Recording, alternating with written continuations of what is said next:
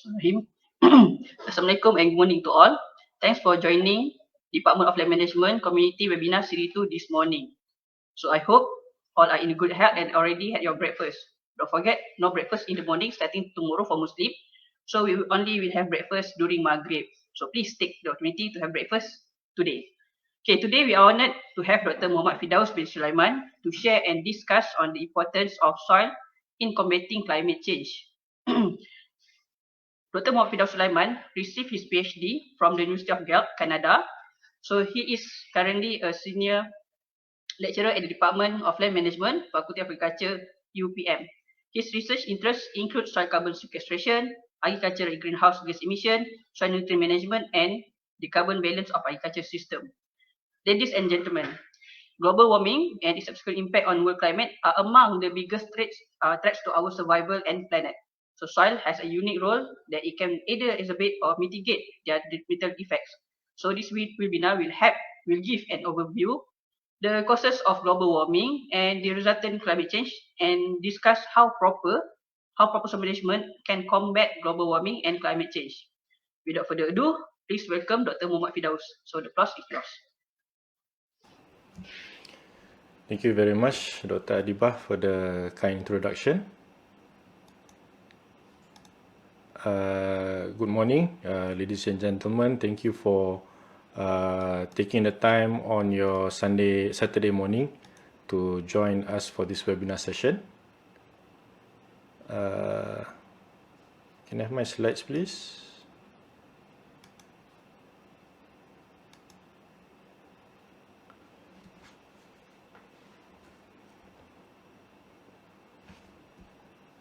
Right.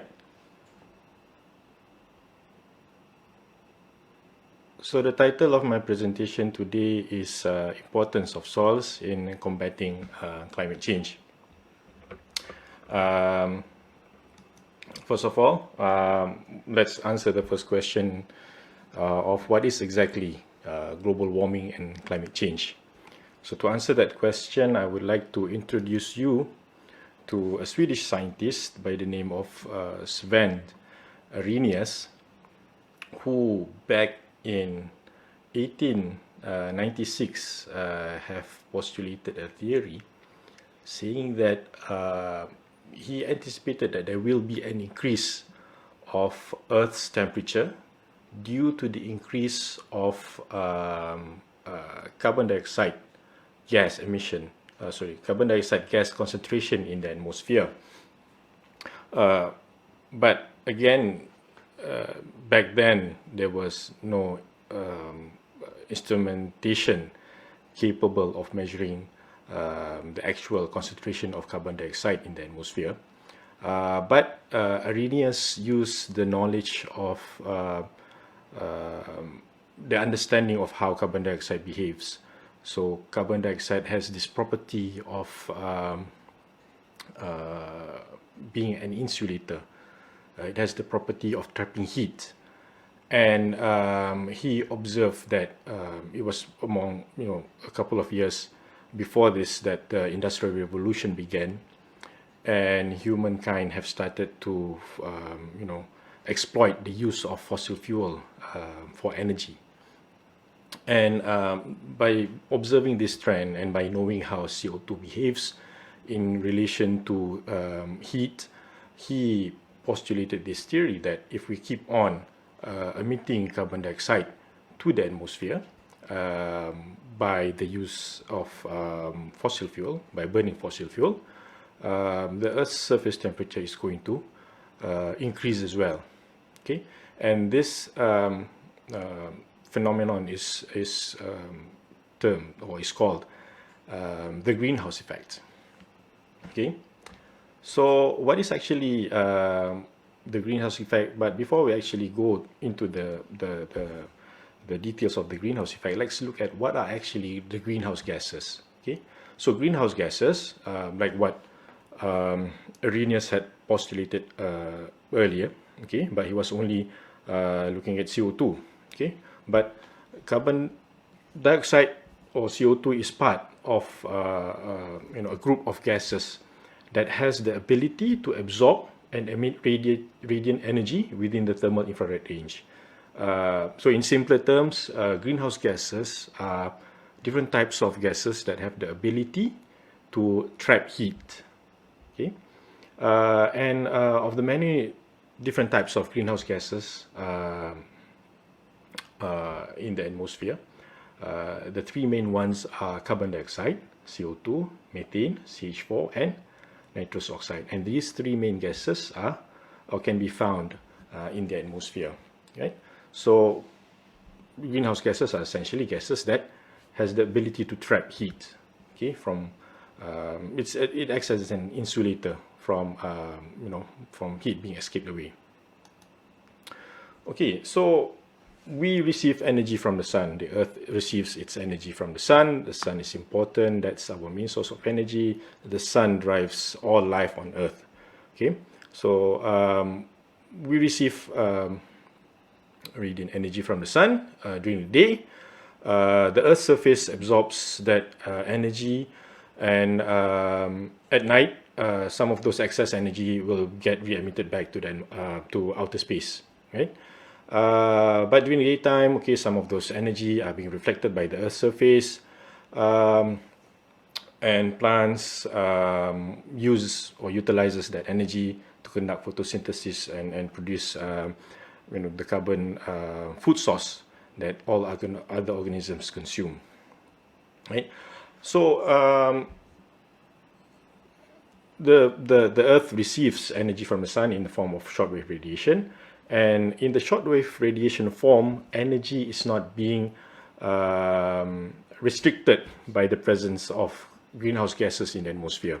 Okay, so shortwave radiation coming from the sun can pass through easily through this layer of greenhouse gases that are within the cavity of the atmosphere.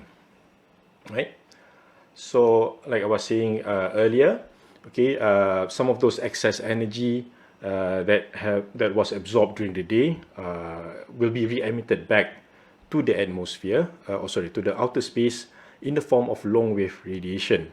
Okay, so it is this long-wave radiation that greenhouse gases has the ability to trap them within the cavity of the atmosphere. So this is akin to how we would be planting, warm season crops in temperate countries under a greenhouse, right? So we have that shelter that has the ability to trap heat. So hence why this similar effect is called the greenhouse effect. And the greenhouse effect is actually important for life on Earth because without it, life would not exist because our Earth would be below freezing temperature. So it's good to have all these greenhouse gases floating around in the atmosphere and trapping some of those long-wave radiation heat that is being emitted away from the Earth's surface at night. But the problem starts to happen when we are putting more and more of these greenhouse gases into the atmosphere, more than it's supposed to be, or more than nature can easily handle. Right? So it's instead of like putting a light blanket around the surface of the Earth, we are covering the surface of the Earth with a very thick and heavy blanket, and even more heat could not escape to outer space. So this effect is what drives up the surface temperature of the Earth, and that is what's causing global warming, which is consequently leads to climate change. So it wasn't until 60 years later, okay, that a scientist by the name of Dr. Charles Keeling managed to assemble an instrument that is capable enough to measure the carbon dioxide concentration in the atmosphere. So he took his device that he had recently built and took it up to an observation station in Hawaii and started to measure the air concentration, okay, specifically for CO2 concentration. And after several years of conducting that observation, he realized that there is an increasing trend of carbon dioxide concentration in the atmosphere. So concentration of carbon dioxide is keeping, is continuously increasing year after year, right? So this observation had alarmed scientists all over the world, because this has somehow proven the theory that Arrhenius had postulated 60 years earlier to be true, right? That carbon dioxide is indeed increasing in the atmosphere, and due to the invention of an instrument that is capable of measuring carbon dioxide in the atmosphere, we were able to prove that the theory was actually correct. So when the concentration of CO2 in the atmosphere is plotted against the Earth's surface temperature, okay, we can see that there is a really close correlation between the rise of CO2 concentration in the atmosphere and the rise of the global Earth's surface temperature. Right? And this has prompted further studies to be conducted. So scientists have been going to the Antarctic to dig out ice cores, okay, from the beneath the surface of the Arctic shelf.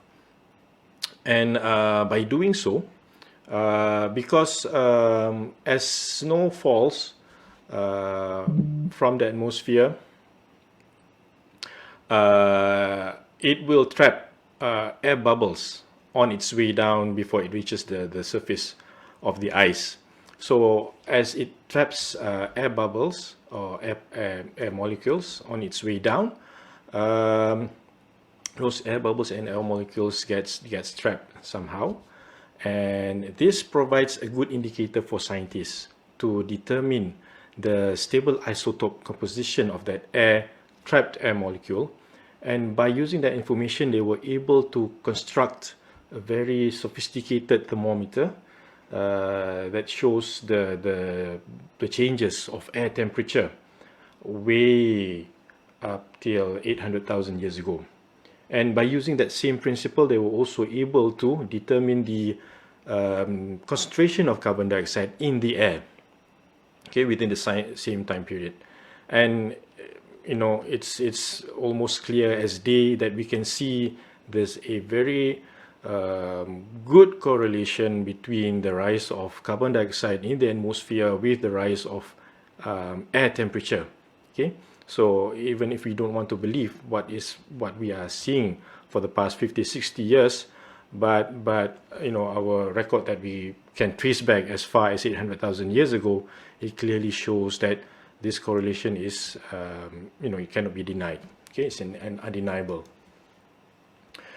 But what's even more alarming is that, even for the past 800,000 years ago, the concentration of carbon dioxide in the atmosphere has never seen the levels that we are seeing right now. Okay, so even for the past 800,000 years, the carbon dioxide concentration in the atmosphere had never surpassed 300 parts per million in the atmosphere. But ever since the Industrial Revolution, when humankind have started to discover that burning fossil fuel can generate energy and so on, there has been a very steep incline of carbon dioxide concentration in our atmosphere. So, but it's not only limited to carbon dioxide. The other greenhouse gases have also experienced a steep increase in concentration. So we've also been seeing methane increasing. We've also been seeing nitrous oxide increasing over the past 40, 50, 60 years. And that, again, coming back to the greenhouse effect, okay, the increasing of greenhouse gases in the atmosphere led to the warming of the Earth's surface. And warming of the Earth's surface has caused very grave consequences, especially to the melting of our polar ice caps in the South and the North Pole. So on the left figure, we can see the receding size of the Antarctic ice shelf, where the yellow line is the boundary where the ice shelf was 40 years ago.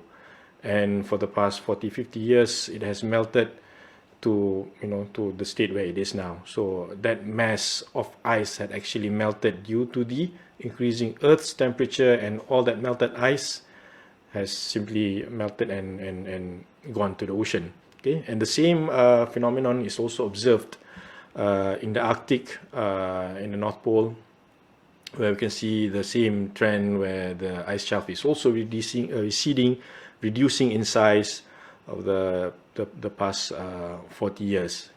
So the melting of our polar ice caps have resulted in the rise of sea level. So if we can look at the graph on our right there, we can see that the level of the sea level has increased quite drastically over the past 100 years. And this is very alarming for cities that are very close to the coast. Okay, big cities, major cities like New York, Singapore, Tokyo, Hong Kong are all very vulnerable to the rise of sea level, right? So, and this is what is supposed to get the world very worried about, because if we keep on the business as usual, if we keep on pumping greenhouse gases to the atmosphere, if global warming is going on as usual, then it won't be long before all these cities will be basically underwater due to the rise of sea level. And the Earth's weather pattern and climate are very much governed by the flow of ocean currents. So when we have more and more fresh water, cold fresh water being added to our ocean system due to the melting of the polar ice caps, that would disrupt the natural drive of our weather and climate patterns. So what happens when global warming increases is there will be a change of our climatic and weather patterns. Most obviously, extreme weather events like hurricanes will get more and more intense. Flooding will get more and more intense, and we have been seeing, flooding, major flooding that is not supposed to happen, but it happened in places where we never would predict it would happen here in Malaysia. And there would be places where there would be even heavier precipitation than usual, where else in other parts of the world, precipitation will be less. There will be less rainfall, which will lead to drought, and drought leads to famine, and in certain places will also lead to forest fires, right? So disruption of the ocean current is what's driving all these strange events in our climate behavior. Right, so we've talked about global warming, greenhouse gases, and the greenhouse effect that is causing global warming and subsequently leading to climate change. But how does soil relate to all of this? So this pie chart shows the proportion or the sources of greenhouse gases that are being emitted by various activities. And all these activities are man-made activities, anthropogenic activities. So we can see from this chart that energy, okay, which is contributed by various forms of activities, but mainly due to the combustion of fossil fuel, comprises the majority of the bulk of the greenhouse gases that are being emitted. But at second place comes agriculture, forestry, and land use, albeit at the relatively lower proportion of not even 20%, but it's still, a major contributor. It comes at second place, right? So even if we subtract livestock and manure management activities from the equation, we would still be ending up with about 12.6% of the activities that are directly related to soil.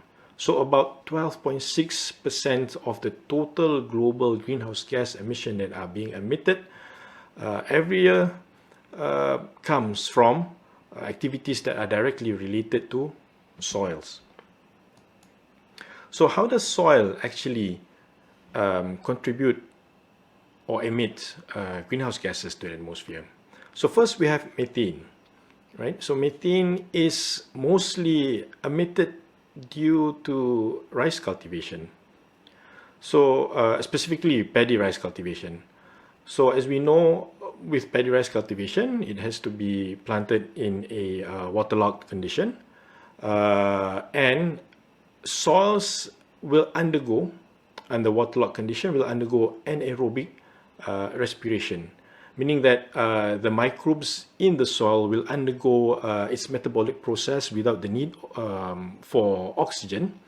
But in doing so, instead of emitting carbon dioxide as its byproduct, it will be emitting methane instead to the atmosphere, right? So we Asians are the largest consumer of rice, and the more rice we produce, the more methane we are going to generate. And looking at the projection of the population growth, it would not be surprising to see that even more and more methane gas will be emitted to the atmosphere due to rice cultivation, because we need to feed our ever increasing population, especially in the Asian region. Right? So that's the main source of methane when it comes to soil. As for nitrous oxide, the main source of nitrous oxide emission from soils is from the use of nitrogen fertilizer. Okay, it can be both synthetic and organic, but conventionally, much more synthetic fertilizer is being used as compared to organic fertilizer. So nitrogen is an essential element to plants. Plants need nitrogen to be able to grow successfully, especially in the vegetative phase of its growth.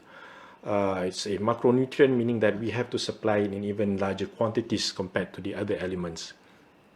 But what happens when we apply excess, or when there even exists the presence of nitrogen in the soil, is that there would be a process called denitrification, where the nitrogen in the soil will be converted to nitrous oxide through a microbial process, which is called denitrification. And this process would convert all that, some of that nitrogen, which essentially comes from nitrogen fertilizer, back to nitrous oxide, and will be emitted back to the atmosphere as a nitrous oxide gas. Right? As for CO2, deforestation is the number one cause. Okay, I don't want to rank it, but deforestation is the main cause of CO2 emission, because forest in its native state has been accumulating carbon for hundreds and thousands of years. It has been capturing carbon through photosynthesis, which we'll be looking at in a bit later in detail. But by removing forest trees and even native vegetation cover, we are exposing the soil to even higher rates of decomposition. So we are accelerating the process of converting all those captured carbon in the soil and turning it into a gaseous form of carbon, which is carbon dioxide. Okay, and then secondly is peatland drainage. So peat is basically comprised of undecomposed plant materials. So, or plant materials that are undergoing a very slow decomposition process. And exploiting peatland for agriculture would require the peatland to be drained out, and in its native state, under its waterlogged state, the oxygen will be deprived. So it's the same condition as paddy rice cultivation, where oxygen will be deprived, and only a handful of microbial species would thrive in that condition, and methane will be emitted. But once the peatland has been drained out, oxygen will start to become available.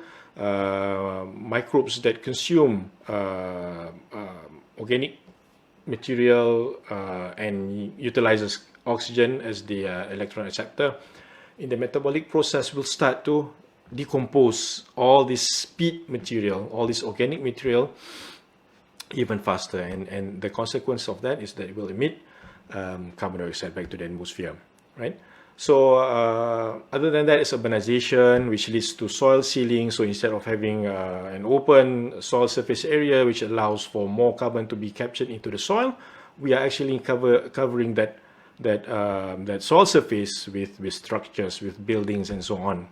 Okay, excessive tillage is also a farming activity that would lead to even higher emissions of CO2, because as you know, extreme or excessive tillage happens, it exposes the deeper layers of the soil to the surface, and once that deeper layer of soil is exposed to the surface, it accelerates decomposition. So the key point here is that anything that gets exposed to oxygen will start turning to CO2 if it's a carbon source, right? And plant and microorganism respiration and decomposition of organic matter is often accelerated by activities such as deforestation, removal of vegetation, and also excessive tillage.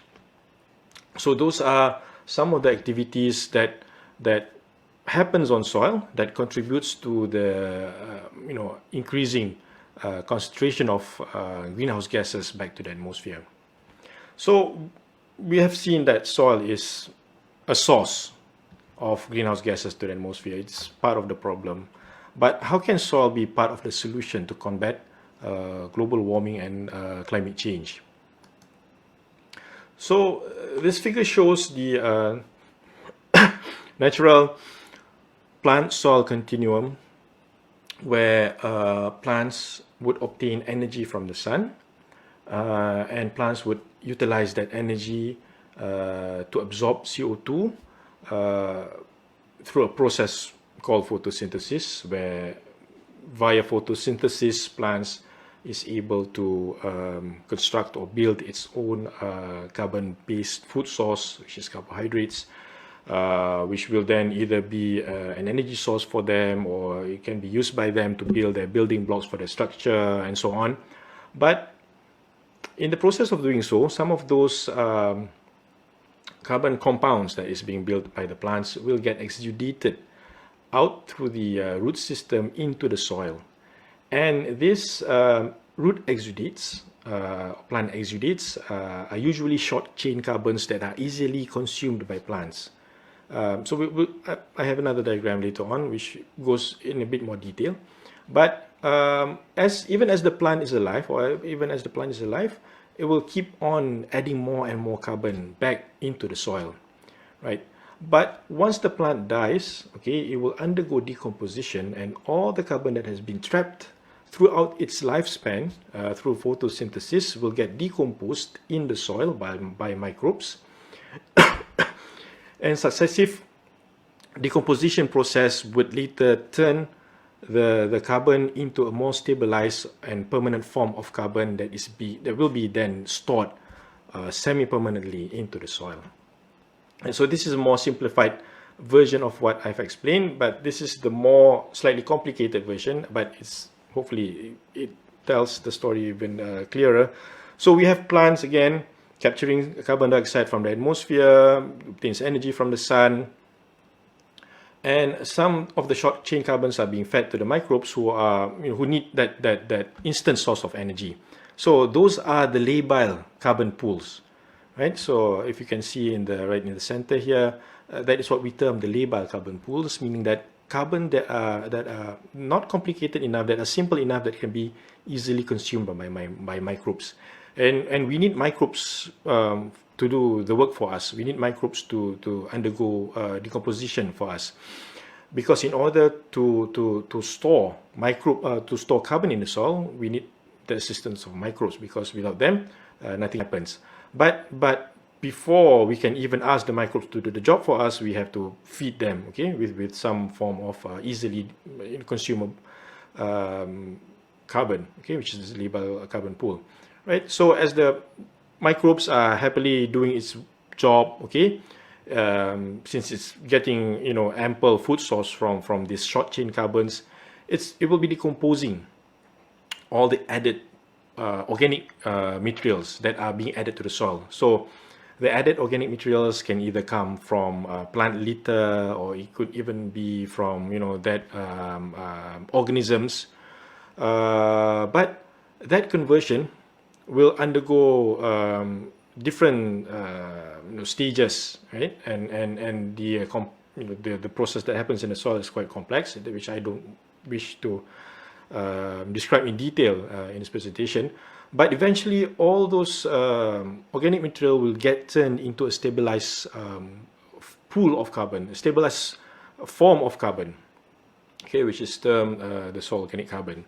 Right, so this stabilized pool of carbon will either be protected physically, okay, by the interaction of it with the clay minerals in the soil, or it can be chemically protected, okay, from further decomposition, meaning that microbes have ways of converting the initial plant material into a form that can be protected from further degradation, further decomposition, and that is how carbon is actually stored semi-permanently in soil. So the reason why I call it semi-permanently is that as long as there is no human intervention, as long as there is no disruption to the soil, it will be remained in the soil, protected for almost eternity, right? But the problem starts to happen when human intervention starts to come. So like what we have discussed earlier, with excessive tillage, with deforestation, with removal of crop cover, all those protected carbon will be exposed to the atmosphere, will be exposed to further degradation, and that is what drives the rapid acceleration of decomposition of all those stored carbon, and eventually it will be all converted to gaseous carbon dioxide. Okay, we can see the arrows pointing upwards here, which are, you know, emissions, okay, of all those degraded or decomposed stabilized carbon pool. So how can we increase soil carbon? So because we know that one of the key ways, okay, to reduce the effects of climate change is to add more carbon in the soil. So one of the ways that we can do, and is being practiced almost commonly by oil palm plantations, is by planting cover crops. So cover crops not only helps to reduce weed infestation. If leguminous cover crops are being planted, it helps to fertilize the soil by adding more nitrogen back into the soil, so you can help to reduce your utilization of fertilizer. It also helps to improve soil structure. It also helps to reduce soil erosion. Okay, so not only that planting cover crops will help to increase the carbon content in the soil, it also have other benefits as well. So what we can see here is that the key point is that the more vegetation you have covering the soil surface, the more carbon is going to be stored in your soil. Okay, so the next way that we can help to increase soil carbon is by conducting crop rotation. So by switching the different types of crops, and this is obviously applicable to annual crops only, by you know, interchanging the crops between leguminous and maybe green crops, that will help to not only break the pest and disease cycle, will also help to add more nutrients back to the soil, especially if you are using leguminous crops. But by you know, interchanging the crops every now and then, it would help to fully utilize some of the nutrients or elements that are leached below the soil surface layer. Because there are certain types of crop species that have longer root distribution, that have the better ability to absorb nutrients more from the soil. in the deeper layers. Okay, so by doing so, okay, it not only reduces the need for extra fertilization, bigger root mass leads to bigger soil carbon sequestration, right? As what we have seen earlier. No-till farming, right? This is a bit tricky because some of our soil needs to be tilled somehow, okay, to loosen it up. But probably perhaps the most, the best compromise is to reduce the tillage instead of using very excessive or very extreme tillage like moldboard plowing. Okay, harrowing would probably be enough to just simply loosen up the soil to allow for water infiltration and good root growth and so on. So not only that, because like what we have discussed earlier, once the soil is being exposed, once it has been disrupted, it will get the sequestered carbon or the physically and chemically protected carbon will get exposed to the atmosphere, to the oxygen, and will get decomposed. But by reducing tillage, we will also be using less fossil fuel to drive up your machineries, your tractors, and so on. Okay, so this is probably the best way to add more carbon into the soil, and that is by using compost. So compost is basically organic material, okay, usually organic wastes that are turned to organic fertilizer, okay, which is rich in carbon, rich in nitrogen, and it also contains quite significant amounts of other essential elements as well that is needed by plants. But by adding compost back to your soil, okay, it not only helps to improve the soil structure, it improves the water infiltration, water holding capacity of the soil. It also helps to add more carbon back into the soil, right? So using it could either be manure, compost, or even plant waste compost. But using compost and adding more compost back to the soil will help to increase the soil carbon content of soil, the carbon content of soil. And of course, agroforestry is a concept that we have all been experimenting all these years. And if we can find a perfect formula for this, it would be great. But as of now, we have to deal with we have to sort out a lot of issues such as shading, the complexities of having two different species side by side. But agroforestry is definitely a way forward, because not only that we are able to plant our food crops alongside forest species, which will definitely help to increase carbon in soil, okay, apart from helping to reduce erosion with the presence of all these tree species alongside our food crop species. Okay, other things that we can do is obviously stop deforestation. We have been slowing down, okay, thankfully in the country, but we can still do more because forests took hundreds and thousands of years to build up all that magnificent carbon it has, or it is storing in its soil.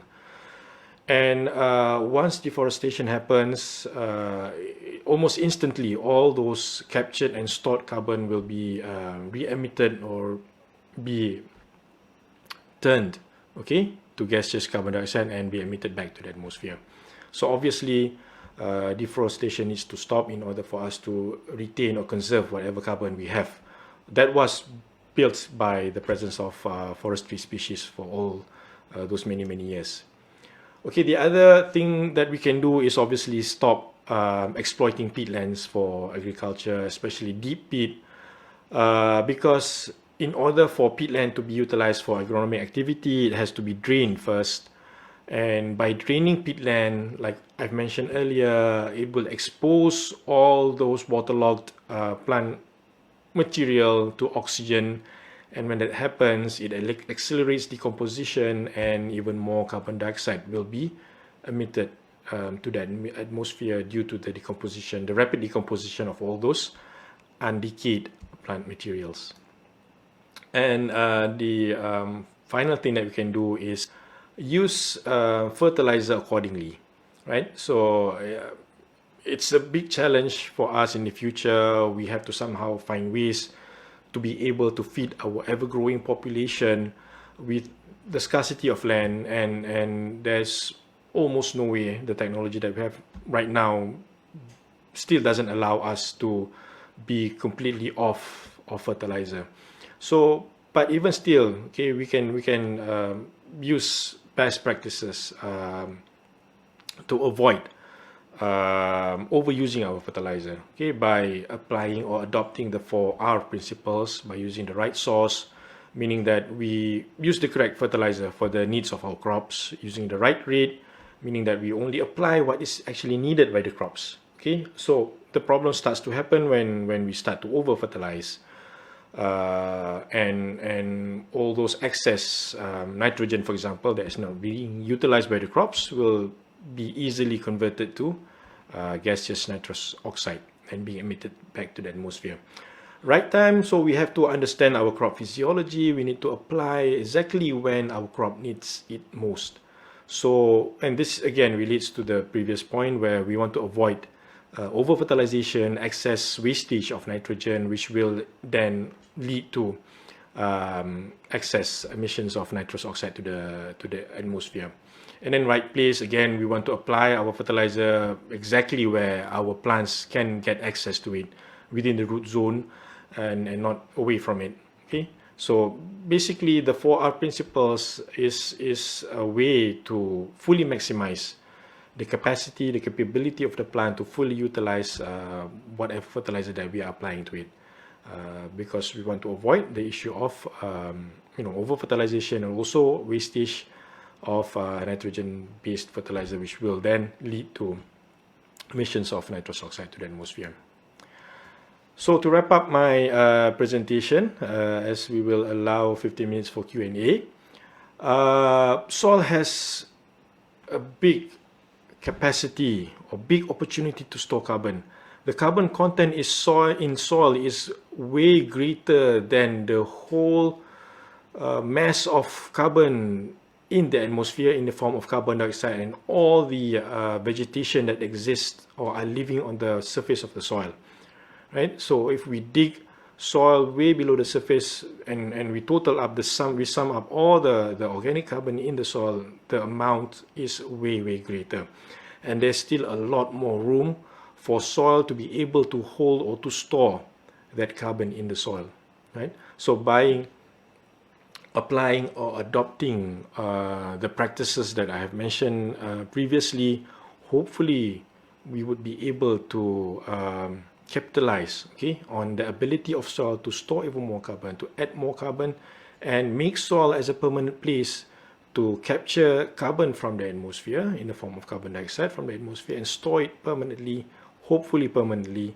in the soil for generations to come.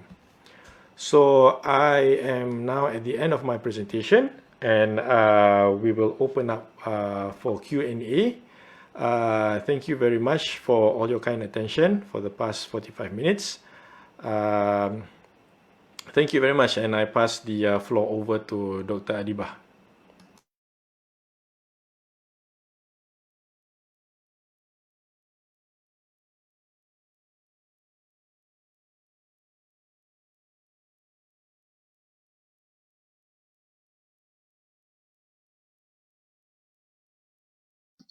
Okay, thank you, Dr. Firdaus, for the very informative and interesting sharing. Okay, now I open the floor for question. So you can ask question in Malay or English. So in the Facebook, we have first question. So Dr. Firdaus ready? Okay. Okay, from Syamsuddin Yusof. About 40,000 years ago, the sea level in the Southeast Asia was 100 meter below the present height. So the sea level was 3 to 5 meter above the present about 40,000 years ago. So how do we explain this phenomenon related to changes in the greenhouse gases? Right, so this is more of a long-term geologic activity that happens in the earth,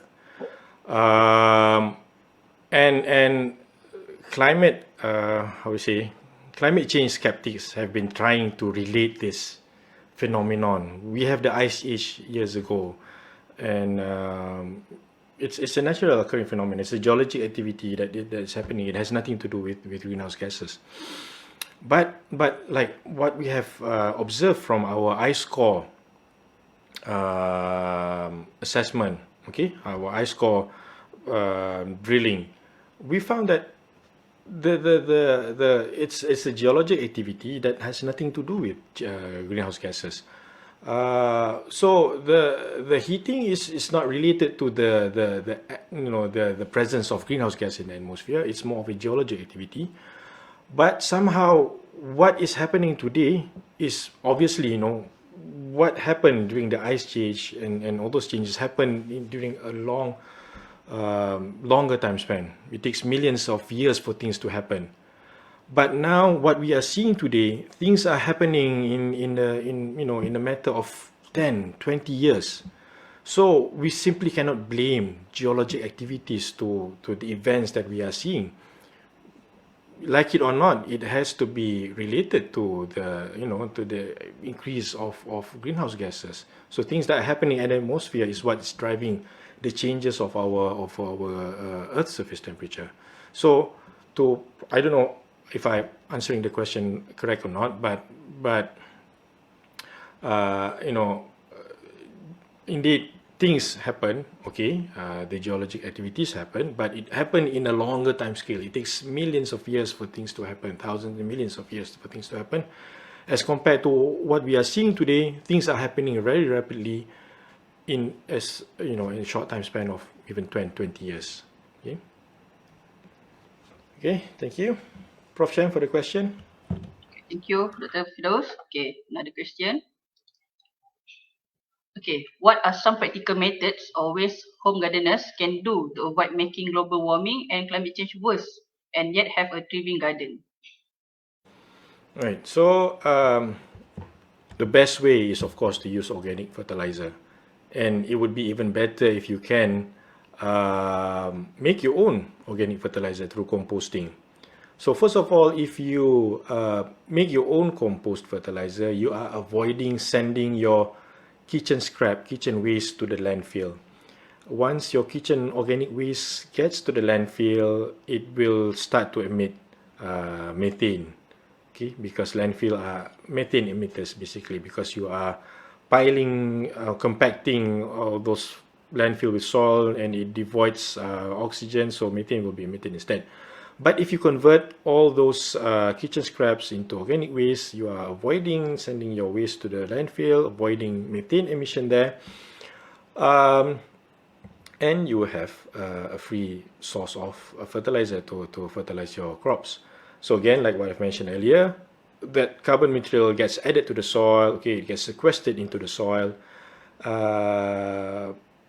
So yeah, the simplest way is use organic fertilizer. If you can make your own, that would be even better. If you can avoid synthetic fertilizer, that will help a lot of reduction in greenhouse gas being emitted. Thank you, Dr. Firdaus. Okay, another question. Is it true that livestock contribute a lot in greenhouse gases? It is true, but I don't want to divert away the topic of discussion from soil to livestock. But indeed, like I've presented earlier, the different sources of where our global greenhouse gases are coming from. Livestock is one of the major ones when we focus on agricultural activities alone, through enteric fermentation of ruminants and so on, and also manure management. But it is, well, we can somehow relate it to soil, but the biological digestion system of livestock animals is slightly a bit away from the topic of discussion today. Okay, next question. Okay, Assalamualaikum, Doctor. May I know what can we do to gain knowledge and awareness in the community to help realize the importance of soil to combat the climate change? Okay, so this is quite a challenging question. So this is one of the ways that we are doing it. So conducting webinars like this, that hopefully we can spread the awareness out. But I think it can happen at any level of society. It can happen through NGOs in your local communities, you know, the best way is, of course, for the government to drive that campaign. But then again, we cannot simply wait for the government to start making ways, okay, in terms of advocating, educating, creating awareness. We can do that ourselves. You know, there are lots of avenues, like what the Department of Land Management is doing is hopefully by conducting this webinar, we can spread the word out. But within your own community, you know, you can start to advise or encourage the create awareness, basically. Even if we cannot start taking action, at least having the awareness that things are happening and what can we do to help is a good start already, right? But I know I don't have a clear-cut answer for that. I hope you know, we can all think together on other ways that we can do to help create awareness and spread the word out. Okay, thank you very much. Okay, thank you, Doctor. Okay, another question. Okay, what solution can be offered in methane emission due to rice cropping? Methane is more powerful than carbon in storing heat. Okay, there have been several ways that have been proposed. One way is to modify the irrigation system. So all this while, the conventional way of growing paddy rice is flooding it throughout the growing stage, except for a couple of weeks before harvest, where we will drain the water out. But there have been studies that show that if we intermittently dry up the soil a bit, it would still be good enough. We would still be able to get a good yield, and at the same time reduce our consumption of water. And that's number one, right? So, you know, obviously looking at the economic perspective, that would be the advantage of that. But from the environmental perspective, by drying up the soil once in a while, that would drive down the emission of methane. Okay, so once we get the soil exposed to oxygen, instead of you know, methane being produced or being emitted, you know, it would the metabolic activity of microbes would switch to aerobic metabolism instead of anaerobic, right? So so that is, yeah, indeed. But by doing so, of course, we are going to be emitting carbon dioxide. But like what the question is asking, yeah, indeed, methane is storing more heat. Okay, it has the higher global warming potential, meaning that it has higher capacity to store heat compared to CO2. So between these two options that we have, is either we emit methane or we emit CO2. It would be you know, a lesser damage when we emit methane, when we emit CO2 instead of methane, right? So by manipulating the irrigation system is hopefully one of the ways that we can reduce methane emission from rice. But this, again, like the previous questions, require a lot of education and advocation campaign, especially to farmers, because asking farmers to simply switch their common ways of growing rice is not going to be easy. So it's going to be an you know, an uphill challenge and battle, right? Okay. So maybe we have time for one or two more questions, Dr. Diba. Okay, sure. Okay, from Haziq. Does the decomposition of peat soil heavily affect climate change? This is a bit difficult. Well, relative to other emission sources like combustion of fossil fuel, it's not as much. Okay, but even if we can avoid a bit of that source, it's going to help improve a lot, right?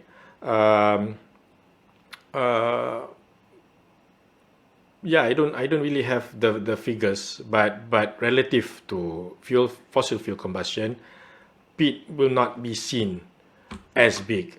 Okay, but even still, that doesn't give us the right to be exploiting peat or be managing peat indiscriminately, and lead to, you know, even more emissions being emitted to the atmosphere. So as best as possible, avoid what we can. Even the smallest thing can help to, you know, give an effect, help to change things. Okay, we have last question I think because it's already Alright. 11 o'clock. Okay. Adakah maklumat yang disampaikan oleh doktor tadi mampu mengukuhkan sumber tanah untuk menjamin sekuriti makanan negara? Okay. So saya jawab Melayu lah. Yang saya sampaikan tadi itu mungkin menjadi salah satu daripada kita punya asas lah. Okay. Terutama sekali berkenaan dengan penggunaan tanah-tanah seperti tanah gambut. Okay. Mungkin itu adalah salah satu kriteria yang kita perlu tekankan bila mana kita nak mencari kawasan baru untuk penanaman tanaman makanan contohnya. Sebaiknya sebolehnya kita cuba elakkan kawasan-kawasan yang mempunyai kesan yang serius lah seperti tanah gambut. Lagi amalan-amalan baik yang saya dah terangkan tadi itu memang banyak kita boleh adopt lah, kita boleh apply kepada sistem penanaman kita yang ada sekarang ni. Sebabnya memang kita tahu yang kita perlu mengekalkan kawasan tanaman kita yang sedia ada.